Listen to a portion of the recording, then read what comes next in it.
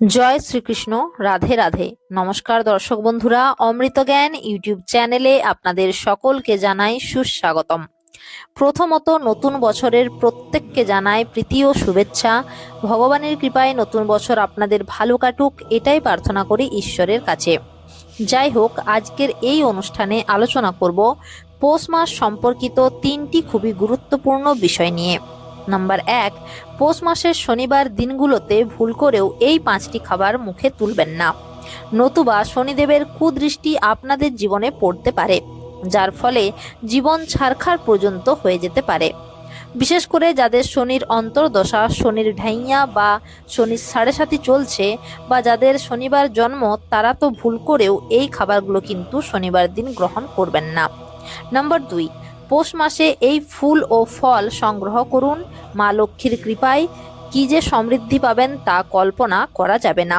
Number 3, পৌষ মাসে কোন কর্মগুলো করা উচিত নয়, এমন কি করলে জীবনে সফলতা আসবে, নতুন বছরে উন্নতি বাড়বে, সে সম্পর্কে জানাবো। এবং তার সাথে থাকবে নতুন বছরের প্রথম দিনের কিছু বিশেষ টিপস। অনুরোধ করব অনুষ্ঠানটি সম্পূর্ণ দেখুন। ভিডিওটি ভালো লাগলে লাইক, কমেন্ট, শেয়ার করতে ভুলবেন না এবং চ্যানেলটি সাবস্ক্রাইব করে পাশে থাকা বেল আইকনটি অন করে রাখবেন। আচ্ছা, ভিডিওটির প্রথম অংশে আলোচনা করব 5টি বিশেষ খাবার সম্পর্কে, যেগুলি পৌষ মাসের শনিবার দিন গ্রহণ করতে নেই। নাম্বার 1, পৌষ মাসের শনিবার দিন বাড়িতে বেগুন ক্রয় করে নিয়ে আসবেন না, বা বেগুন দিয়ে কোনো সবজি খাবেন না, এমনকি রন্ধন পর্যন্ত করবেন না। এবং শাস্ত্র বলছে শনিবার দিন কাজু বাদাম গৃহে ক্রয় করে নিয়ে আসা উচিত নয় বা খাওয়াও উচিত নয়।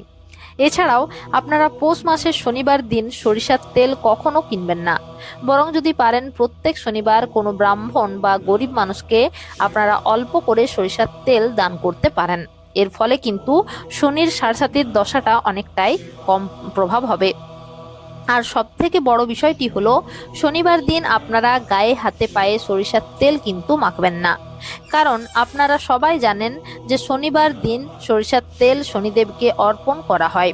নাম্বার 2, পৌষ মাস চলাকালীন গোলমরিচ গৃহে কিনে আনতে নেই, বা গোলমরিচ দিয়ে কোনো খাবার খেতে নেই।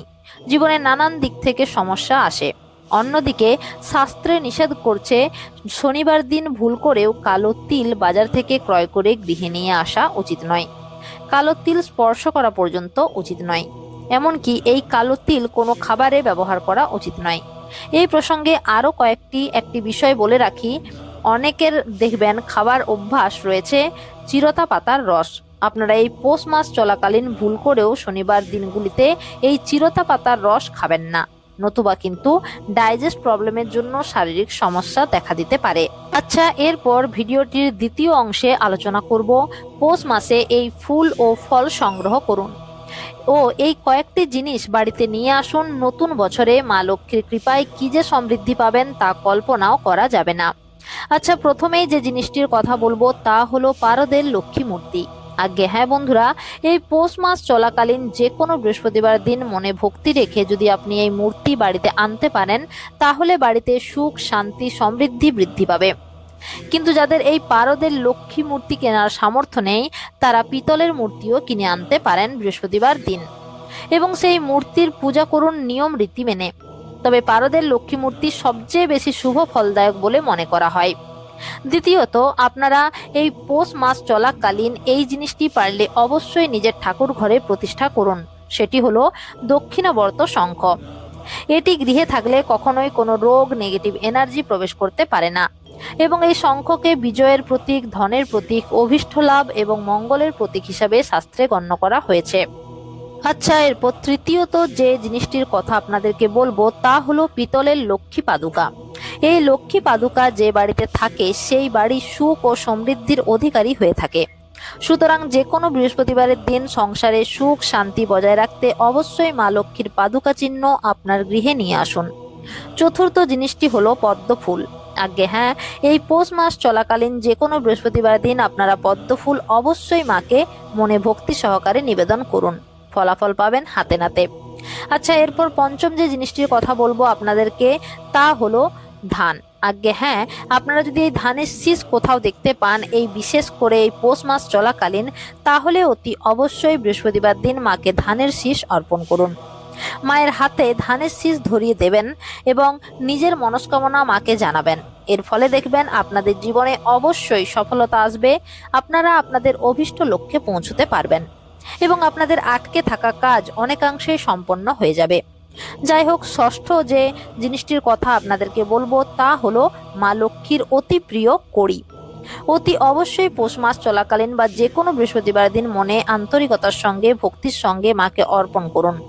দেখবেন এতটাই আপনার উপর মা প্রসন্ন হবেন যে আপনারা যেটা হয়তো কল্পনা করতে পারছেন না, এবং আপনার জীবনে সুখ শান্তি সমৃদ্ধিতে আপনাদের জীবন ভরে উঠবে, যা চাইবেন তাই পাবেন। আচ্ছা, ভিডিওটির তৃতীয় অংশে আলোচনা করব নিজের সংসারের মঙ্গল কামনার্থে পৌষ মাসে যে কর্মগুলো করা একেবারেই উচিত নয় সে সম্পর্কে। আমরা সকলেই জানি যে সোমবার হলো মহাদেবের দিন এবং বৃহস্পতিবার হলো লক্ষ্মী নারায়ণের পুজোর দিন।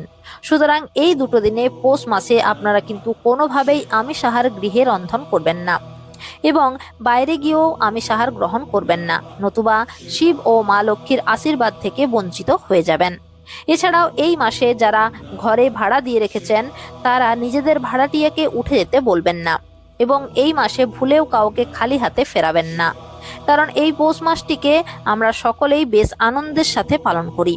তাই ওই দিন যদি কোনো গরিব দুঃখী বা ভিক্ষার্থী আপনাদের বাড়িতে আসে তাহলে তাকে আপনাদের সামর্থ্য মতো কিছু না কিছু এদের হাতে দিন।